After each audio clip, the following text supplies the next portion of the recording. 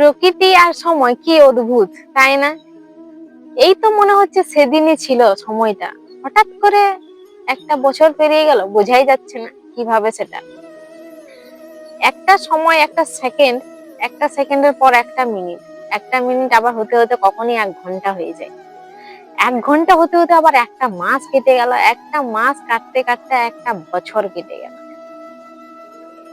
বোঝাই গেল না সময়টা কিভাবে কিভাবে কি হলো, কি করলাম মানে মনের মধ্যে এরকমই কোনো কোনো সময় হঠাৎ হঠাৎ মনে হচ্ছে যে কি করলাম, একটা সাল তো, একটা বছর তো পেরিয়ে গেল। তো মনে অনেক কিছু দ্বিধা, প্রশ্ন, জিজ্ঞাসা তো আছেই, নিজেকে নিয়ে, অন্য কাউকে কিছু নিয়ে না, নিজেকে নিয়ে।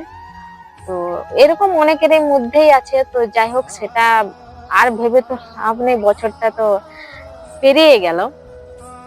আর এই 2025 সালে অনেক কিছু ঘটনা ঘটে গেছে, অনেক কিছু পেয়েছি, অনেক কিছু হারিয়েছি, অনেক মানুষ চিনেছি, অনেক কিছু বুঝতে শিখেছি। তো এরকম অনেকেরই জীবনে হয়েছে, অনেকে অনেক কিছু পেয়েছে আবার হারিয়েছে। আবার এই 2026 সালটা এই ঢুকতে ঢুকতে অনেক মানুষের অনেক প্রিয়জনকে আবার হারিয়েছে, অনেক কিছুই হয়েছে। তো যাই হোক, সেগুলোতে আর মনে করে লাভ নেই, যেটা হওয়ার তো হয়ে গেছে। এবার চলে এসেছে, যখন 2026 সাল চলে এসেছে, সময়ের সাথে সাথে তো আমাদেরকেও চলতে হবে, করার কিছু নেই। সবকিছু ভুলে গিয়ে আবার নতুন করে এগিয়ে যেতে হবে। তো সেটারই চেষ্টা করা উচিত। তো 2026 সাল এসে গেল, বোঝাই গেল না এত তাড়াতাড়ি সময়টা পেরিয়ে গেল। তো এবার কিন্তু 2026 সালকে ওয়েলকাম করতে হবে এবং টাটা গুড বাই বলতে হবে 2025 কে।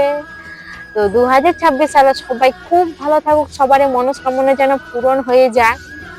আর সবাই সবার নিজের লক্ষ্যে বা যার যেটা ইচ্ছে সেটা অবশ্যই যেন পূর্ণ হয়। উপরওয়ালার কাছে এটাই প্রার্থনা করি। আর তারপর বাকিটা উনার হাতে, উনি যা ভাববেন তাই হবে। না হলে তো মনে তো অনেক ইচ্ছা থাকে, কিন্তু হয় কি, সব কি আর পূরণ হয়? দেখা যাক কি হয়। তো সবাইকে জানাই হ্যাপি নিউ ইয়ার। সবাই খুব খুব ভালো থেকো এবং অনেক এনজয় করো।